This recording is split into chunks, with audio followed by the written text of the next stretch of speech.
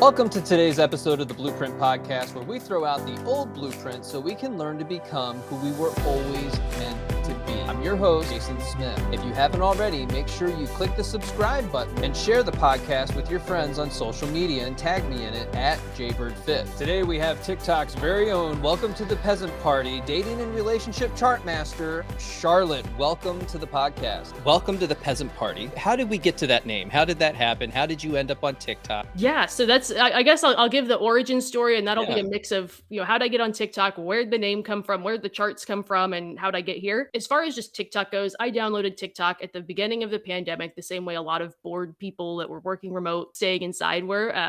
March 2020, and my career is in digital marketing, so things like Instagram, other social media platforms, like knowing those kind of inside and out is huge for that kind of career. Just by being on TikTok, kind of saying, okay, this is the last place where people can go viral. What could this app, possibly do for my career from a professional standpoint? So I do like to just be up to date on whatever the new technology is. As I'm watching TikToks, following people, seeing trends. I'm also kind of trying to dabble in creating stuff, really just things like apartment tours, like of my old apartment at the time, or, just stuff like that, really basic stuff, but nothing that was unique or exciting, just kind of having fun with it, would fiddle with it, mostly just lurk. May of 2022, so pretty much coming on a year of this now. As far as the name goes, I had TikTok. And just because of the nature of TikTok, when I was on there, I would see stories, like I would follow dating content because I thought it was interesting. I was single at the time, had some kind of struggles with dating, had been kind of in two longer term relationships back to back, and basically found myself single in a big city for the first time, and kind of being like, okay, wait, am I doing this right? Kind of like to follow dating content, but was averse to kind of making it, just because. And I remember as I would see those, I would see people like story time of my dates, and then they would say like, oh my goodness, like this person found my TikTok and this guy dumped me because of it, because he didn't like a girl talking about him on TikTok. Or I would scroll through and I would see someone talking about something and it would get them fired from their job. So with TikTok, like with a lot of my other usernames, it's something, a play on of Charlotte Warren, or Charlotte 805, like stuff like that. And I was like, I can't go too close to my real name, like just in case I'm some kind of big TikToker. Like I don't want, Right. like, because people seem to get into trouble on TikTok in a way that they don't on other apps. So I was like, what could my name be? And I had this like ex-boyfriend, one of those like longer term relationships, who just kind of had this very goofy, kind of almost like fake bougie outlook on life. Like whenever I see all that like high value stuff, I kind of think about how he looked at the world. But he, just loved to spend money in strange places. And one thing he would do was like unironically call people peasants for doing things like wanting to save money, cut corner, like do things like go to happy hour instead of, prime time dinner time spots, or looking for coupons. And that's something I've always done. Like growing up, my mom had the Bed Bath and Beyond coupons on the side of her car door, like that kind of thing. So I would, before we go somewhere, oh wait, happy hour is at this time, let's go at 6. Or, I'm gonna go look up a coupon. And you go, oh, Charlotte's over there off at her own little peasant party. And it was kind of like a funny nickname, I would say. And so I was kind of like, I kind of remember this whole like peasant insult, peasant party. And I was like, what's a funny name? And I just put welcome to the peasant party. And that was the name. And then, yeah, May of 2022, was at brunch with a group of girlfriends, the way a lot of girls do, going to brunch on the Saturday, having way too many mimosas. And we were telling like old stories. My closest friend was there, and I tell the story, I say, oh yeah, like, remember that one guy you dated? He wore a really silly outfit to our company. She took him as her date to a company holiday party. I brought his like best friend. We worked at the same company at one point, brought them as our dates to the holiday party. And she and that guy had, in my opinion, dated. They'd been, going on dates for probably about a month and a half, never materialized into a relationship. But I said, oh yeah, remember, yeah, the guy you dated. And she was like, well, she's like, we never dated. I was like, yeah, you did. She says, no, like we were never boyfriend, girlfriend. That's not dating. I said, no, dating, you were actively going on a bunch of dates with him for like a month and a half. No, that's dating. She's like, no, dating's boyfriend, girlfriend. And whole debate at the table. And of course it's like, oh, so you think if someone goes on one date, they're dating? I was like, no, but she was going on dates with him for a month and a half. Like that's what else would that be? And she said, well, that's talking. And I hate that. Like, I hate when people call that talking. I of course, like big debate ensues, and it ends on her saying, well, agree to disagree, and slamming a mimosa back. I don't take agree to disagree well. So what I then did is I went home, and I was like, I have to prove this point to her. And I took a composition book, because if you've seen that one video, there's one chart that's in a composition book. That's the one. And I draw this timeline where it's like the talking stage, that's your window of time before this first date takes place. Obviously, there's certain scenarios where you meet someone on a dating app, that's kind of probably a short talking stage. But there's some scenarios where it's groups of friends, like people kind of have flirty relationship. You could call that talking if they haven't been on dates or whatever. But I put talking stage, once you've gone on that first date and you're actively going on dates, you're dating. And that does not mean in a relationship, it doesn't mean boyfriend, girlfriend yet, but you're actively going on dates. That's dating. And, there's nothing wrong with calling it that. And then after doing that, I took it to TikTok to get buy in from the world to prove my friend wrong. I think some big influencer creator stitched it and was like, she's so right. And it basically just blew up, went viral, started a whole debate in the comments. It tends to be like Gen Z versus millennials, a little bit regional as well. It's always funny when international people chime in and start like British people always have weird things to say about this kind of thing. Yeah. And yeah, then I realized I'm like, oh, okay, a viral video here. And I was kind of like, maybe there's something I could do with this because I always liked kind of dating topics. I wanted to do stuff with TikTok and kind of just was like, maybe there's something here. And then I want to say it was the next weekend at a similar brunch table, we were talking about a scenario where a friend had been, in her opinion, ghosted. And we were kind of talking more about it, realized it's a guy who stopped talking. We're on a dating app. And I said, that's not ghosting. Like ghosting to me, it's like you have two people that are going on dates and then, one person reaches out to the other reasonably expecting a response and this person sneaks off into the night. I think it takes two to be ghosted. And then from there, it was kind of like, what really is ghosting? Like, ghosting kind of used to be this, sneak off into the night, leave your whole family.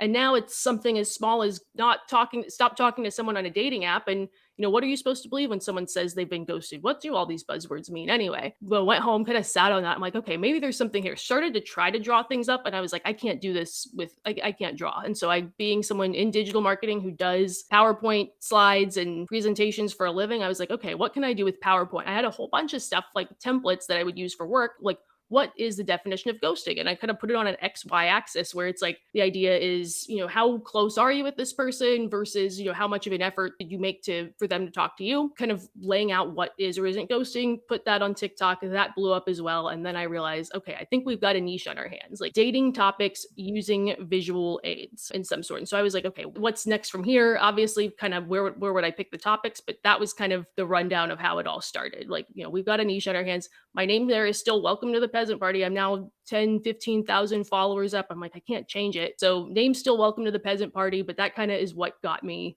kind of where I was at. I think kind of that Peasant Party name kind of goes well with my content anyway. I think it just fits the tone, like in the form of how dating side of TikTok takes itself so seriously. I think the peasant label is kind of fun. I think it's kind of an antithesis to a lot of that, frou-frou, high value dating stuff out there that's like just very pretentious. So I think it's kind of fun. I think it's, shows like not taking self too seriously and just trying to have fun with it. I think in a lot of ways too, like I've kind of positioned my content and I truly believe it is almost like dating for misfits, like, people that kind of are not really wanting to just be this like pretentious asshole and just trying to be themselves and have fun. So you definitely use a lot of props. Yes. Maybe not a lot, but you use some. And the way that you use them, I think, is so interesting. But in order to talk about the props, kind of got to talk about some of the general themes that we have. So we have things like box theory. We have your hatred for tinks. We've got high value, the talking stage, and what it means to be ghosted, and how you bring all these elements together. So what is your process in creating these videos, bringing them to life? Yeah, so I think as far as choosing topics, I go a lot based on, demand and trends. Like if there is a big viral TikTok video of someone talking about some dating topic or issue or debate, I will tend to jump on that, or depends on, the types of comments that are left kind of on my page. Also looking at just, who are kind of the big figures in this sort of dating or dating adjacent niche that have this following, that have people that, are loyal to them and kind of their ideas. And either refuting that, agreeing with that, agreeing with some of it. So that's kind of where I've gone. Because at the same time, it's like I like to make good content, but I also want to do things that people like. And there's also just that incentive for myself around, numbers, what's going to attract an audience. And I do think the two go hand in hand, what people like and numbers and whatnot. So that's kind of where things tend to start. I think as far as things that have kind of clearly, like, I don't want to say irked me, but that have gotten my attention or a little bit more of like a personal passion. I think kind of one big pillar of that is like I don't want to say disdain for influencer culture and influencer takes, but not really a fan of influencers and kind of the dating advice they bring and just the influence it has on the world. I grew up in Southern California, so I grew up around Hollywood. I just hate it. Just kind of that very like influencer culture as a whole and just trying to get a million people to like you and just being an asshole to everybody. But yeah, so one big theme has been, these big influencers, Tinks being one of those. And that was kind of the first big one I saw. So Tinks obviously has that box theory, which is her big idea of when a man meets a woman, within the first 5 minutes, he's decided that he wants to sort her into one of three boxes, which is wants to sleep with her, wants to date her seriously, or wants nothing to do with her. And once you're in the boxes, one of the boxes, you can't move from box to box and you'll never know what box you're in. So the solution to that is just don't think about the boxes and accept you'll be sorted into a box. And somehow that's supposed to be empowering. That was something, I mean, Tinks was just all over the place when I first got onto TikTok. It had no presence. And it was always something that kind of irked me. Like I would listen to another podcast that would have her as a guest and she'd spout that off. And it was just something that just didn't sit right with me. Part of that being just who's generally her audience. Like her audience tends to be, younger college aged women. And I think that advice is not really healthy to give to, an audience that doesn't necessarily know their relationship with sex just yet. And kind of phrasing it as empowering. I mean, Tinks is in her early 30s. She understands her relationship with sex. If it's not a big deal to her to just kind of float through life and just sleep with whoever, like I would say she's at the age where she could understand that. A 21-year-old college kid in Missouri, maybe not. So that's one big part of it. And I also just think it isn't true. And I think it's kind of a very weird way to look at like relationships. I think as a whole, like, how you treat people matters. I think this kind of box theory idea encourages women, if something doesn't work out, to kind of be thinking like, oh, like I was just in this hookup box the whole time. Like kind of looks at it as though, something that doesn't pan out in a relationship. So someone you date and you decide this person isn't it. It's kind of like, oh, well, I was just in this hookup box, and you can't really look back and reflect at like what worked, what didn't. And that helps you develop taste for the future. I also think too, like, just some of the ideas she throws in there, like, oh, if you're in this dating box, you can just throw up in a guy's bed and he won't care. And it's like, no, how you treat people matters. Like, if you throw up in a guy's bed and he doesn't want to date you after the fact, it shouldn't be like, oh, well, I was in hookup box the whole time, I'm just going to throw up in everyone's bed. It's like, no, that's a you problem. So especially, like I said, with that younger audience that's learning their relationship with sex and also learning their relationship with alcohol. So that kind of as a whole was something that turned me off. I think kind of in addition to that is just where Tinks comes from and who she is as a person. Wealthy influencer, like I said, in her 30s, understands her relationship with sex, and kind of got where she was at talking about dating because she garnered this following on TikTok and people were just curious about her life, dating celebrities and floating around these big LA parties, which is unrelatable to that kind of general audience. And I think as a whole, like how she dates, I'm not surprised that she thinks this like box theory thing is a thing, because that she has this LA attitude of like thinking she's too cool for anything. And it's like, of course you think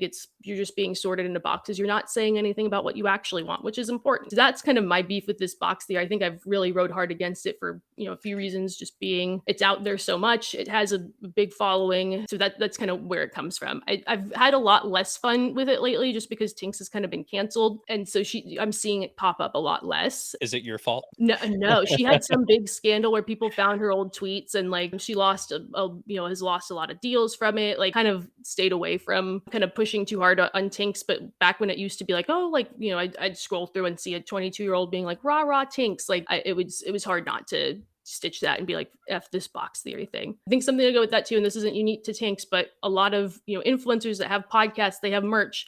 They're always trying to come up with some form of a theory that makes a good soundbite. It's easy to say in 15 seconds. Maybe they can put it on a sweatshirt. You saw that with like the Call Her Daddy girls and everything too. Like any sort of like influencer theory statement like that, I'm always like, okay, what can I do with this? Because a lot of times I'm like, oh, I don't agree with this. And it's so important just to recognize like how you treat yourself matters. Yeah. But also you have to remember that you teach people how to treat you by what you tolerate in relationships. So if you're allowing yourself to be put into a box and you're going along with this theory and the way this is playing out for you, then you have to understand and expect that that relationship, at the end of the day, you're betraying a portion of yourself to be in that relationship. And so when it does ultimately end, you can blame the person, but you also have to blame yourself at the same time for allowing yourself to just not set the boundaries that are necessary to get yourself out of that type of relationship or to even find that attractive. Oh, 100%. And it's, not even just Tinks, but there's a lot of this like influencer, New York Hollywood types where it's like, play it cool. Don't tell anybody how you're feeling. And it's like, and then, lo and behold, they don't, people don't do that. And then it's like, there's disappointment after the fact. It's like, no, you kind of do have to set the tone and tell people how you feel. People try to make it seem like, oh, I was just, because I think a lot of women do that. If you've ever read an Our Story page on someone's wedding website, and how it's always written as though like the woman just floated through life and the guy was just this bumbling guy who just, almost dropped the ring in the ocean and just had to chase her and stuff. And every time I've read one of those from one of my friends, I'm like, this is not how the story went. You nagged him a lot for that. I don't want to say nag, but you bugged him a lot for that ring. Or, But getting into that relationship, you did have to sit down and say, hey, this is, where I'm at. And people like to phrase it as though if you're just this ethereal, beautiful woman, like guys will just fall in your lap and just give you what you want without you saying anything or without you asking for it. And that's really not how it goes. Like, I think people don't really portray that on social media, and influencers don't portray that or show that off. And I think people get the wrong idea that if I'm just this hot person, everyone will just give me exactly what I want without me having to say anything. They'll be able to read my mind. That's not how things work. And then the question is always, is that even really what you want? Exactly. You're with this person and you have this goal and this dream of having that engagement and the wedding and everything that goes along with that, but we're not stopping to ask questions. Are we compatible? Is this a good relationship for me? Can I do this for the next 50 years? Do I know my goals, my values, and my standards for a relationship with me? And does this relationship meet that criteria? Most often it doesn't. We're dating potential. We're looking at the potential of the person. We're not really living in reality. We're focused on some future event that could potentially happen with this person. We're dating that potential, and instead of recognizing, is this person emotionally available to me right now? Mhm. Or am I creating a story about this relationship and hoping that it comes true later on down the road? I'll be happy when I get that ring. Exactly. No, I totally agree with that. I think there's a lot of people, just does he like me versus do I like him? Being afraid to ask hard questions, thinking like because they're afraid of what they might lose. So The yeah, rejection. if you say to Yeah. someone like, "Hey, like I'm taking dating seriously, like sex means something to me," saying things like that, yeah, there's going to be guys who walk away where they're like, "Oh well, like I'm Good. not there," and that's a good thing. And I Yes. think some women are just like they're afraid to lose that, and I don't think that's unique to maybe highlighting a more female centric situation, but I think a lot of people are like that. They're afraid to have the hard conversations because they're afraid of what they're going to lose, not really realizing that yeah, that loss in the short term might suck. You're going to spend a night alone, but it's going to be so much better in the long run. Well, it ends up putting you that rejection is just a redirection. So it ends up Mhm. putting you on the path to where you're supposed to be going a whole hell of a lot sooner than if you stay in a relationship that you know isn't meant for you, but from a scarcity mindset, you're just sitting there thinking, Mhm. well, what if this is the best that I can do? And that mindset is just brutal. You'll end up losing every single time. Exactly. So back to the themes that we've had previously. High value dating has been one of those major themes that you've talked about throughout your time on TikTok and social media. What is it? What does it look like? And what is it really defined as? High value dating, and that's you'll see people say they're looking for or they think they are a high value man or woman looking for another high value person. What's kind of interesting about that is there's not really there doesn't seem to be a one size fits all definition for it. People are using it differently, but there is kind of one version of it that people are parroting on TikTok, people with a lot of followers, big dating coaches, where it's this very kind of short, arbitrary list of qualities or traits that, a man or woman should have to be considered this high value person that everyone should want to date. It's very different by gender, of course, where, I think there's the one for men that if you've heard of Ask Nelly, the croissant girl, if you remember her videos that have blown up, she's had, there's 4 unfakeable traits of a high value man. It's, must make 100K or more for at least 3 years, hang out with other 100K or more, must be well groomed and must have this like if you Google him, you should find a website. Very arbitrary stuff. And then the one for women is something, it's of course, it's being young, being hot, all of that. And I know that there are people that use that high value term differently, basically to almost just mean something that's like you'll have some people like they'll say like, oh, I'm looking for this high value person. What they'll describe is someone who means what they say when they're dating, or they make a plan. They make a plan versus, just texting back and forth or inviting me over to their house. They do real dates. It's like, okay, They're so consistent. yeah, and it's like that's a person that's honorable. Yeah. But because of the definition that's kind of been hijacked by this sort of version of person on TikTok, I've really ridden hard against those terms. And when I've kind of come across people who are like, "Oh, well, that's not what high value means to me," I'm kind of like, maybe choose another term to describe what you're looking for because it's sort of encouraging this sort of narrow group of people, this very narrow-minded, very almost pretentious group of people, and something I think that comes with the shitty version of high value dating. I think there's obviously no nuance. I think something that first kind of comes with it is it just doesn't account for like where we stand just as a society right now. Just, people we're kind of in a recession. We're seeing a lot of layoffs. This whole like must make 100K or more thing is kind of, if you look at salaries for police, fire, things like that, like they're not making 100K or more. Are those people not valuable to you? Like men's, a lot of issues like right now with, men struggling, feeling lost. It's like, how is this supposed to help anybody? Yeah, like strive to be the best version of yourself. But if you put these like arbitrary traits on it, I don't think that's fair to anybody. And there's a lot of different versions of value. I think that that's just something that's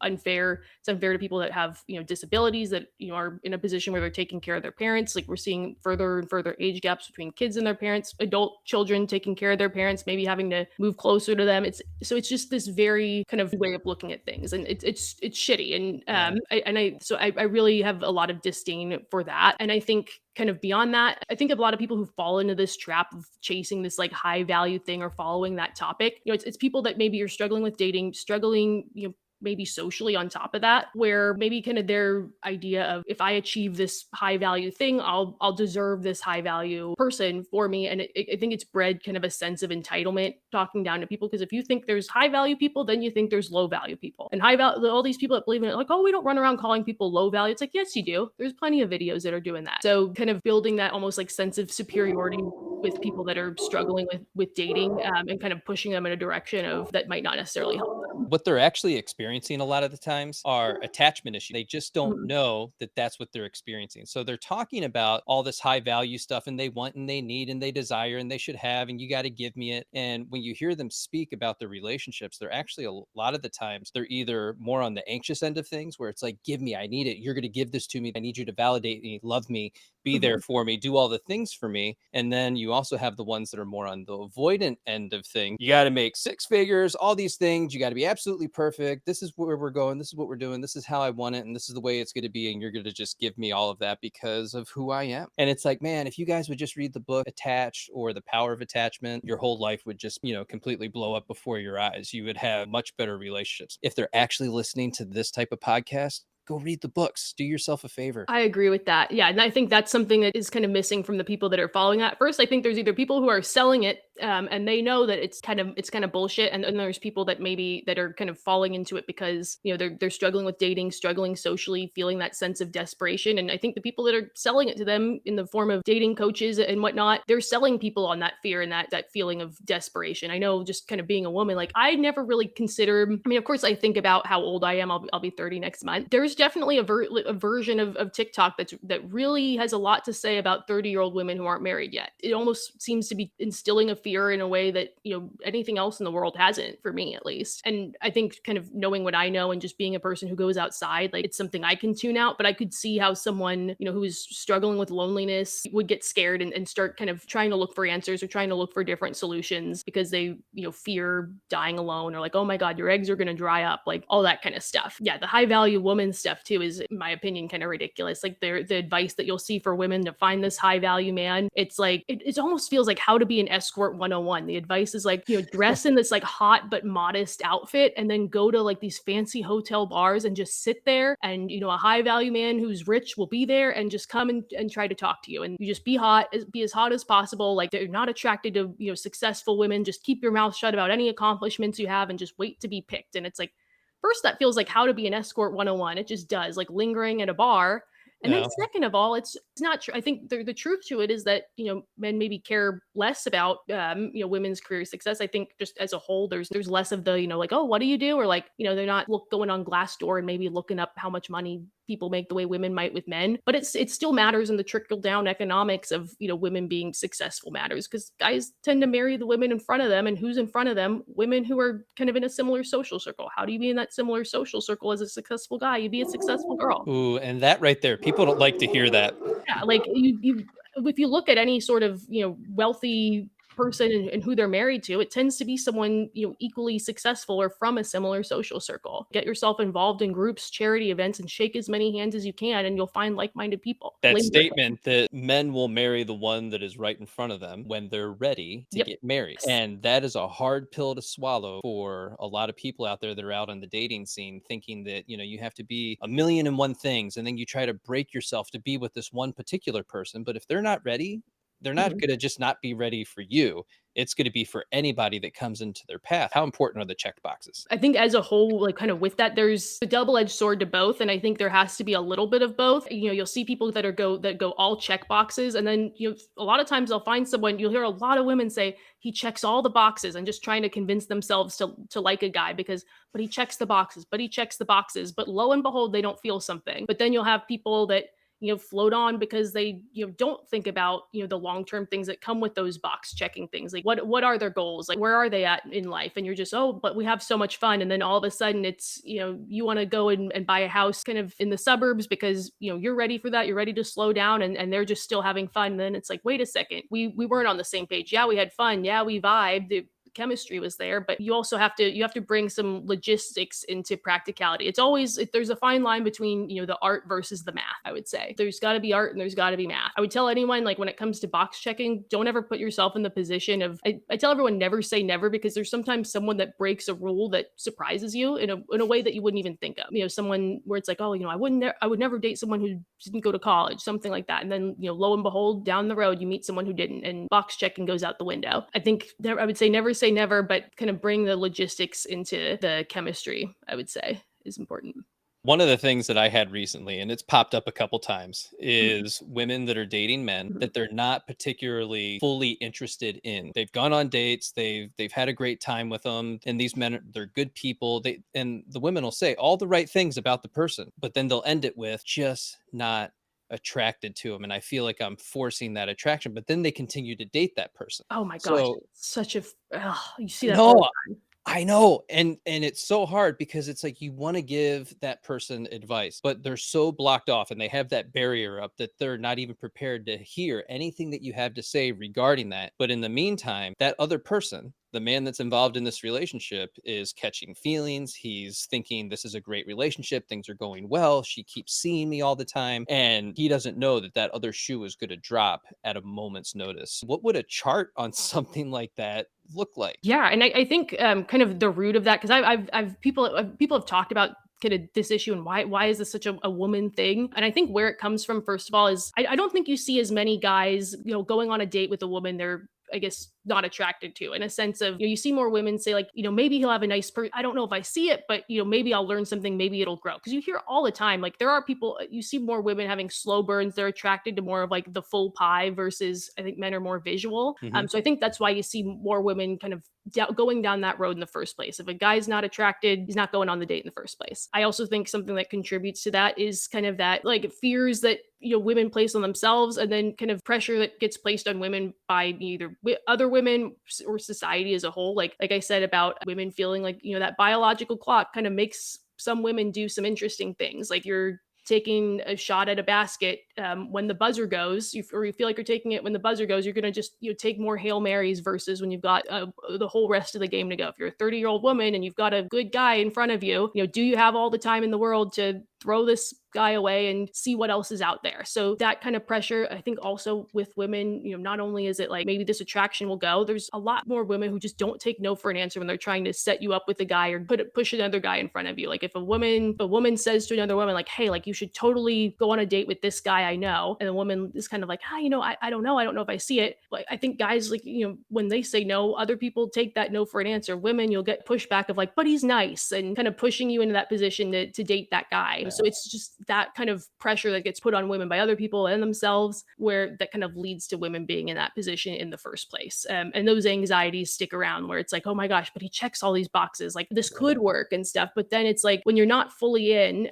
all it takes is just something to happen to get you out of that situation, and you've hurt someone's feelings, you've led somebody on. And that, I think that's really, it's not cool. I think a lot of women, like, I think nobody thinks they're evil. Like, so many people think there's all these like boys and gold diggers running around. I think a lot of people like think they're doing the right thing and rationalize what they're doing as the right thing, or giving somebody a chance versus leading somebody on. But it's not an okay thing to do, and it hurts people. So I would tell women, if you have this feeling of like, I just don't see it, like, walk away earlier. And I would tell, because I know women get in positions where they feel led on too, but also to, if if you're in the position, kind of being aware of what the other person is doing and asking the right questions. Like, if push came to shove and, a guy had that hard conversation with a woman and said directly like, oh, like I see this going here. Like it would be really hard for a woman to kind of live in a land of plausible deniability or just, acting like she's going along with things. It would kind of force her hand to say how she's feeling. So I would say for people on both sides, like communicating your feelings and what you want is super important. This is where I get into you really need to listen to your nervous system and Yeah.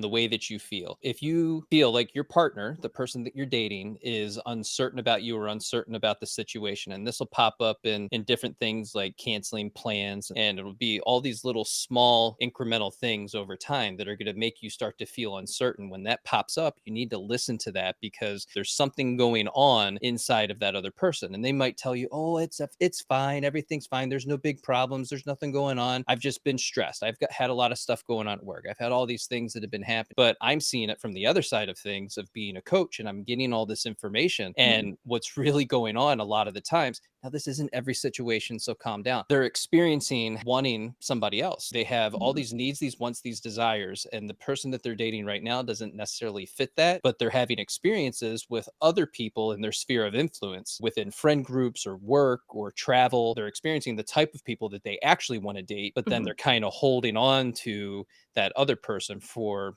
a safety because of that scarcity mindset that they're Mhm. living in. That's just not fair to the other person. So if you're listening to this and that's an experience that you've had and you're going through that, or you're the person on the other side that's feeling uncertain, you need to explore that uncertainty and figure out what's going on in that relationship for your own benefit. Totally. And I think just as a whole, like dating doesn't work the way college applications or people like to compare dating to, applying for jobs. Like, oh, always have a backup plan. Like, but dating isn't like a job. Like dating doesn't pay your rent. Like, yeah, in a tough job market, yeah, you might have to accept a job you don't totally want in hopes that something better comes along eventually, but you have to keep the lights on. You've got to feed yourself. Like that's not how dating works. Like you're leading somebody on if you just accept something just for the sake of it, or, oh, I'm just gonna go in as many dates as possible, just, hoping something sticks. It's like that's not how it works. Yeah, that works for job applications. Just throw the bazooka out there and see what happens. But no, in dating, your time is valuable and your feelings are valuable.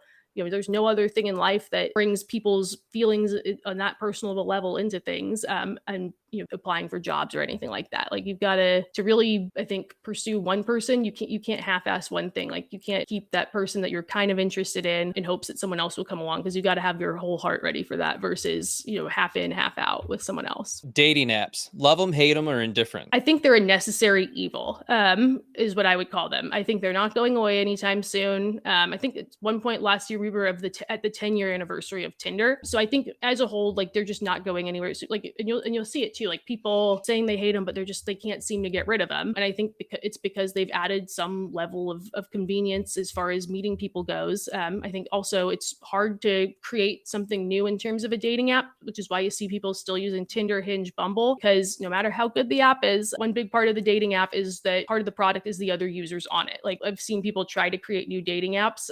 One struggle is just, there's not enough people on it. Like what's the point? You can have this great user interface or this great concept, but you've got to like start things off on the right foot with getting people on it. So it's kind of had, Tinder and Hinge, Bumble, all those big ones being able to do whatever they want. I think they've created like a gamification of dating apps where it's like a pay to play to have your name at the top. People are always trying to talk about ways to hack or beat the system to get, the right people on it, to get more people. So I think they're a mess, but they're also a necessary evil. And you also can't discount the fact that people have met their spouse on it. Like the last wedding I went to, one of my best friend, met her husband on Tinder. And of course, like, they didn't want to tell anybody at first, but it does put you in front of people that maybe you wouldn't have had the chance to meet elsewhere. But I think it really just depends how you use them, in terms of just the success, not necessarily the success, but the experience, because there's some people who kind of either are too reliant on them or, are trying to use them too lazily. They're like, oh, I had a bad experience. It's like, well, you either went too hard or went too soft with it. That's kind of my take. Necessary evil. I personally didn't like them. I think a certain type of person does better on them than others. And I just felt like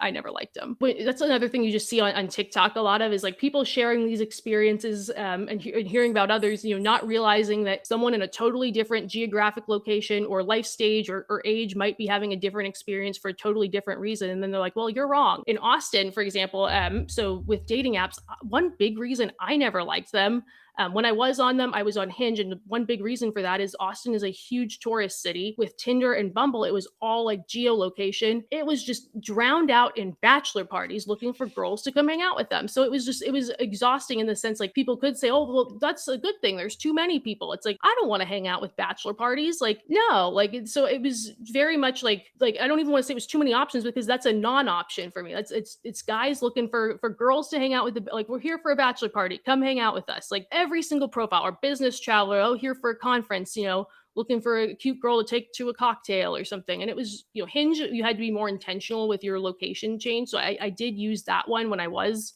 on it. But even then, like you would still see people being like, oh, here for a bachelor party, but you'd see it less. But that I think is, and most women will tell you that, like that live in Austin, where it's just like big overwhelming message of if you're a woman, Thursday to Monday on Bumble and Tinder are just a lost cause. It's all bachelor parties. That's like something you would see like in a big city like Austin. With all the dating advice that's out there right now, what is the single worst piece of advice that you're hearing? I think kind of as a whole, these like arbitrary like top 5 ways to do things or anything like that that almost like guarantees an outcome. I'm really averse to. Like I think that's why a lot of what I do is like here's a scale where it's probably somewhere in the middle, or here's what things could mean versus here's what things do mean. I think anything that guarantees somebody an outcome or gives someone a 100% sure diagnosis is bad advice. And I think anything that unnecessarily instills fear in people is bad advice. Like I think there's a lot of dating advice out there, or dating content creators that really either profit or get a lot of engagement based on other people's loneliness and people looking for answers. Do these top 3 things, and what it ends up being is some sort of manipulation of somebody else's trauma. Exactly. And then it's buy my course in bio and buy my very long course, and we'll keep you single so you keep buying my course. You talk a lot about hills that you're willing to die on. What is your current hill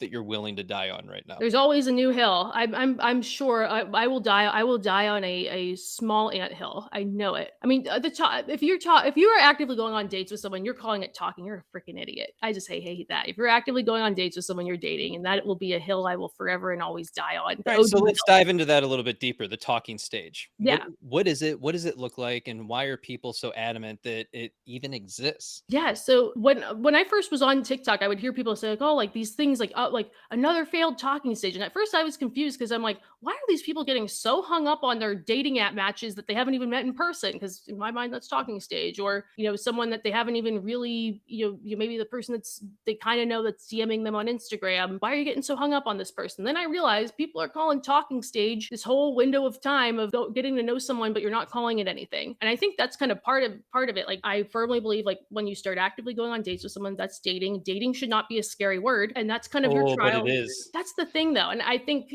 being averse to the term dating, which describes what you're doing, actively going on dates with somebody. If you're not actively going on dates, you're doing more hanging out type things, casual stuff like, oh, let's meet up, I'm out. That's different. But if you're actively going on dates, you are sending the message that you are progressing something and interested in the potential of a relationship. I really do think that I think that that's kind of something I see in Austin a lot too. I know you mentioned like, oh, like what behaviors do you see in Austin? And I think this is because of, people having disposable income.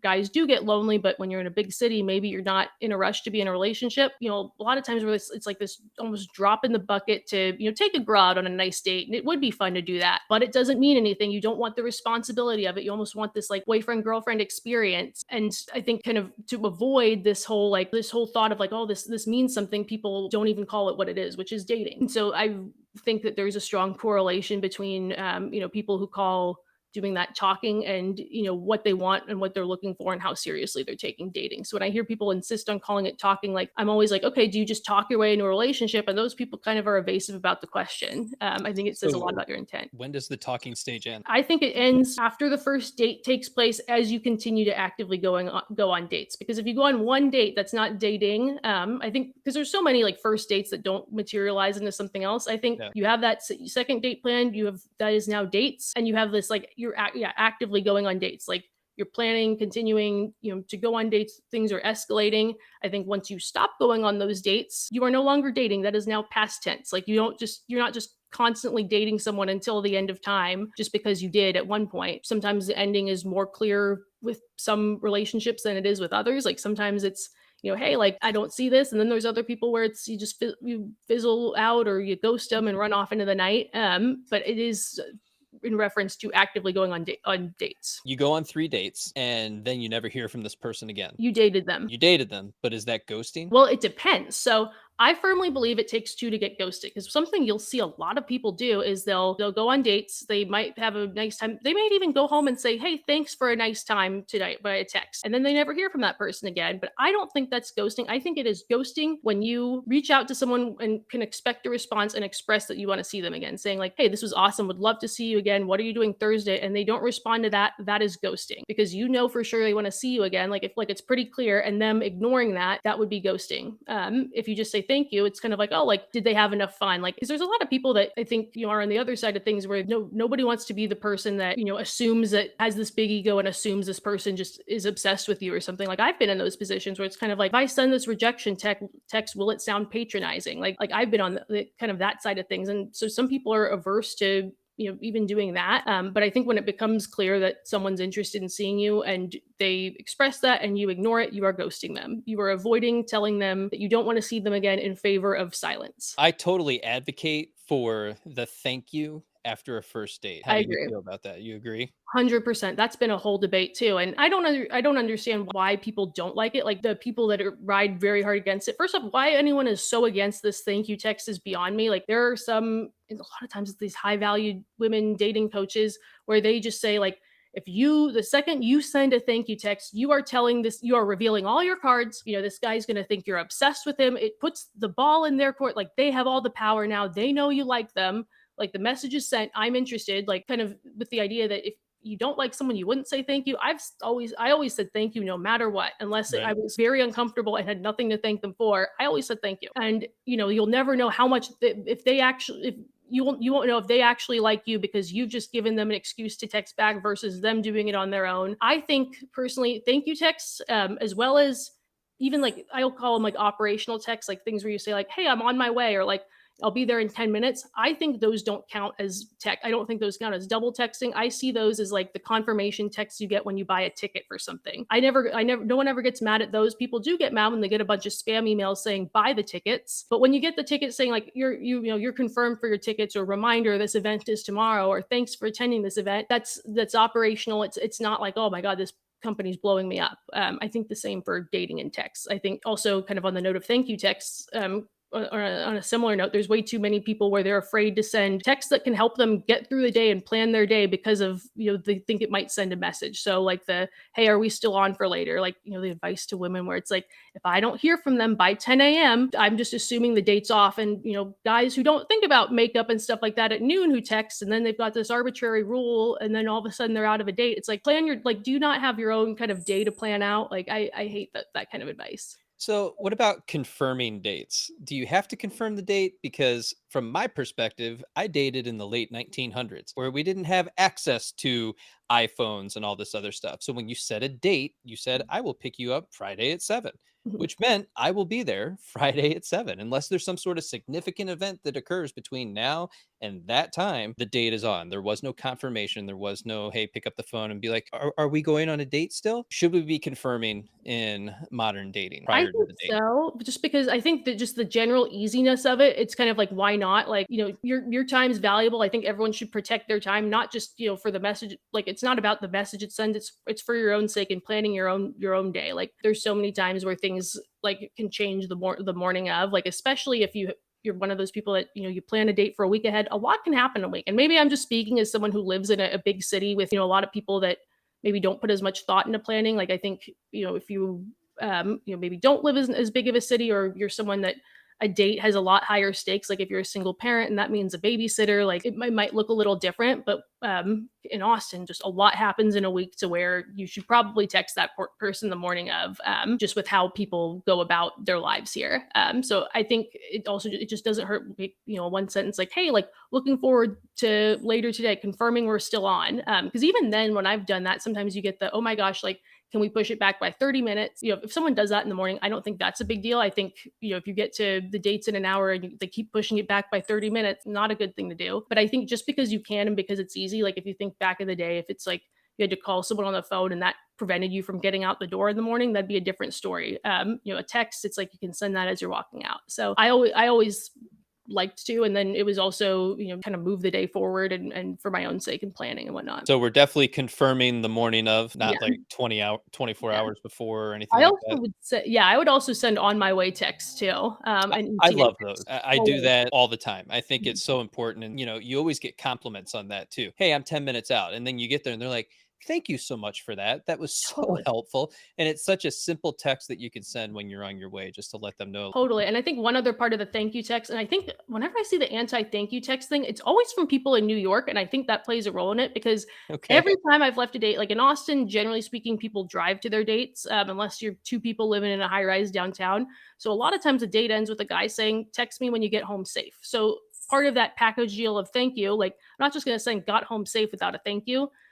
So I think most areas you send that got home safe text, especially if you've maybe had a drink or two, like still safe to drive, but a lot of times guys do that to be nice. They want to make sure the girl got home safe. I think New York, if someone's walking or your date's just down the street because you only want to date people in the same borough or neighborhood as you, it might look a little bit different. Well, at the same time, you're parting ways for the Mhm. evening and they're hopping in an Uber. A million and one things could happen between hopping in that Uber and getting home. So I think it's just the right and kind thing to Mhm. do is to have that check-in. Totally. And then what about the rejection text? Should it be a text? Should it be a voice message? Should it be face to face? Should it be over the phone? Is it an email? How are we rejecting people? Well, there's no right way to break up with somebody. I will say that. So anyone who's looking for the right way, well, joke's on you. It's going to suck. You're going to feel like a dick for it. I do think kind of how you go about breaking up with somebody should reflect the relationship you've had with them, in both the seriousness and how they like to communicate. Just as you break up with them, obviously it should be about you and what you want, but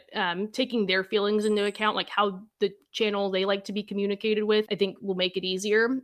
So some people like know how a person likes. Well, I think first, if you are in a committed, established relationship, you're breaking up in person. Establish that, but yeah, it's kind of dicey before that. Like when does something not warrant a breakup text? When is a breakup text almost presumptive or condescending just altogether? So I think kind of those scenarios pre-relationship, it's you kind of have to look at it based on, how serious did you seem to get and then how does this person like to be communicated with? So I think if they've told you, some people just tell you like, "Oh, like I hate being broken up with this way."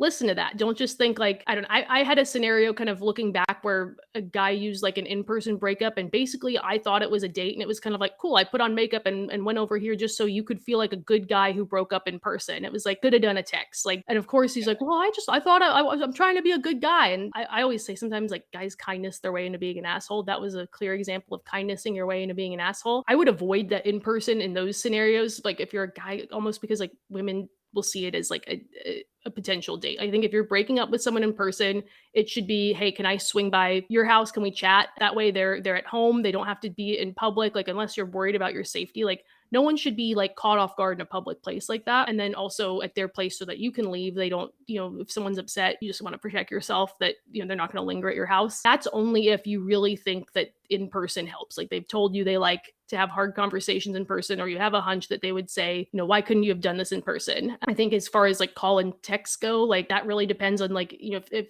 you've only texted them and don't like to talk on the phone, they get a phone call, like that might be kind of weird. But I think going with the channel you think is most comfortable based on kind of how you've been communicating makes the most sense. And then I think kind of within that text or within that conversation, not getting too into the weeds of like assuming how they're feeling, just do it all in I terms, like, this isn't right for me. And being clear that you are breaking up with them, like as much as it kind of like feels shitty, like don't leave any room for them to think like, oh, like, they're just trying to slow things down or something like that. There's going to be a text back after you send that rejection text. I encourage people answer it if it's more of a benign question, but beyond that, you've already rejected them, you've sent the text, you have nothing else to say. There's Yep. nothing, you've already explained yourself, and what people are often looking for is closure. But Mhm. from my perspective, closure doesn't exist because people are going to often tell you what they think that you want to hear just so you'll leave them alone. What are Yep. your thoughts? I think the only way you can get closure is if you find it for yourself. Nobody else can just give it to you.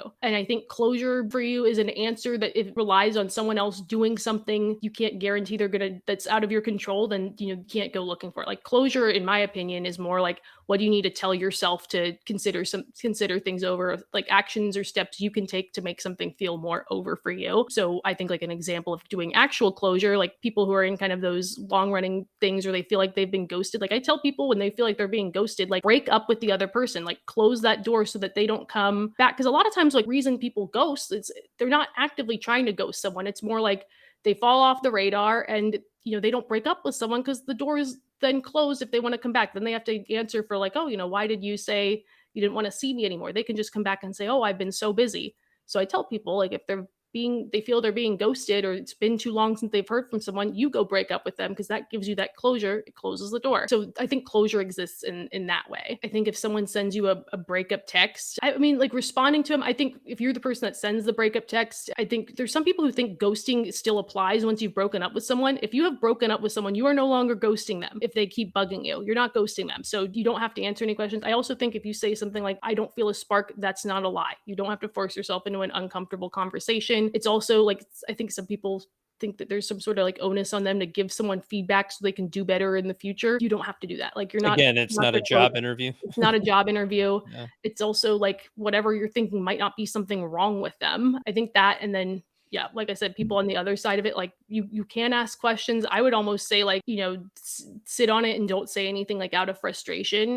Because sometimes like, the first initial thoughts when you get like a breakup text is like, I would almost say like sit on it for 24 hours or something, or give yourself a few hours so you don't just say something you'll regret. Well, and the other thing is the person that's doing the breaking up, they Mhm. don't necessarily know a lot of the times or how to articulate what it is that they're actually feeling. They just know that something's off, something's not Mhm. right, this doesn't feel good, and I don't want to do this. And being away from this situation makes me feel good. So Mhm. I need to be away from this situation. Totally. Yeah, and I think what people say in their breakup text doesn't so much matter as much as the intent. I think one thing that I used to get kind of riled up on back in the day, and maybe it was just a me ego thing, kind of have had ego more in the sense of just I don't like to be talked down to. I don't like to be like the last to know something. That's something I've had to work on.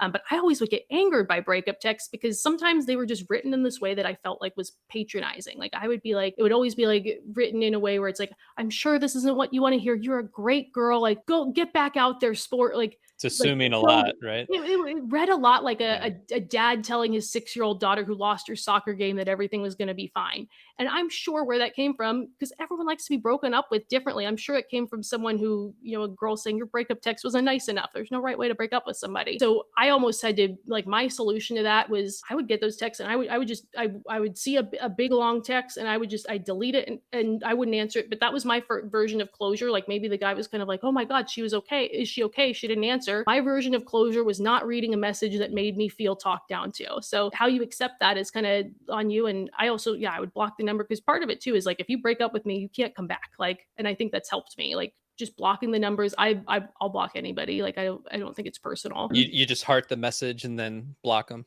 I would just I would see a big message on a preview and then I would go and I'd delete the message. I wouldn't read it. I would know they were breaking up with me. If they had follow-up questions or some sort of counter offer of like, "Oh, we can still hang out." I didn't even have to read that. And then I would block the number so that they couldn't come back. That leads right into my next question. How do I get my ex back? Should I take my ex back? Because a lot of times they're in this revolving door of the ex goes away for a little bit and then 6 months later they're back again saying, "Hey, what's up? How you doing?" Do you take them back? It's such a loaded question because I think every scenario is different. Like my initial like answer is just no based on the circumstances. I usually see these things happening. Because usually it's like you have to think about like what circumstances brought them back, how long have they been apart, like what led to this breakup in the first place. Like I think something that people realize like when they break up with someone is you don't realize like how low like yeah you maybe don't feel something with that person, but then you don't realize like what loneliness feels like. Maybe you think dating will be easier. Maybe you'll see guys where it's like they break up with the girlfriend and they go out with their boys to the bar and all of a sudden it's like, oh whoa, this isn't as easy as I thought. Like and a lot of times it doesn't come from a place of like, oh man, like just going back to the ex. Like I think it does, like people don't think they're doing anything wrong by it. Like they're just lonely, but they're not thinking far ahead on like this impact on this other person and like a long hard decision on like what could this lead to. Do I want this in the long term? That, like I think those kinds of breakups, absolutely not. I also think if it's too easy for them to come back, that sets the stage for kind of an issue. Because some people just come back to the last person they came from because it's just what's easy. Like if they left on what they think is friendly terms without any consequences set up. So if you like, I don't know, end something with somebody and it ends on, you being nice and be like, oh, okay, like, You know, like if you ever change your mind, like I'm here. You're on good terms. You still follow each other on social media. Exactly. You're still following social media, or like you can hard eyes your way on an Instagram story back into their bedroom. Like then it's something that's almost too easy. Like I firmly think like, and people say, oh, but then that really closes the door. I think blocking is a healthy thing to do. I think even on social media, I think, you know, if you don't want to do like phone number and stuff, but I think if someone really wants to come back to you, they have to choose a channel that's harder and they have to come back hat in hand and acknowledge kind of the past. I think it can't just be hard eyes. It can't just be, 11 o'clock haze. It has to be, hey, like, sometimes past, like, hey, like I've thought about this. I acknowledge how this ended. This is like what I want, could we see what's here? Like, can't just hard eyes or just, think it's okay to just kind of walk back into where they left off. So I think it has to be hat in hand or like, significant amount of times passed where you're in different places. Like, the person you dated in college that reconnect with 10 years later, I think that's a totally different story. But the endless cycle thing, I can't let it be too easy. And if it was just too easy for them to come back, like, of course they're going to. And I think, like how someone behaves, like it counts. And if they screw it up, if you do kind of one chance and they come back hat in hand, it doesn't work, like don't let it happen. Like, then it's like, make it less easy for people to come back and, don't let them. Like, I think people being stuck in a cycle has prevented people from meeting the right person and has caused people to waste a lot of time. Charlotte, I want to thank you for being here today. Tell everybody where they can find you. Yeah, I'm on TikTok at welcome to the peasant party, one big word. There is a Instagram account of the same name where I try to move things over to Reels for anyone who is not on the Clock app. That's primarily where most of my content is. Yeah, we'll be honored to have any and all of you as well.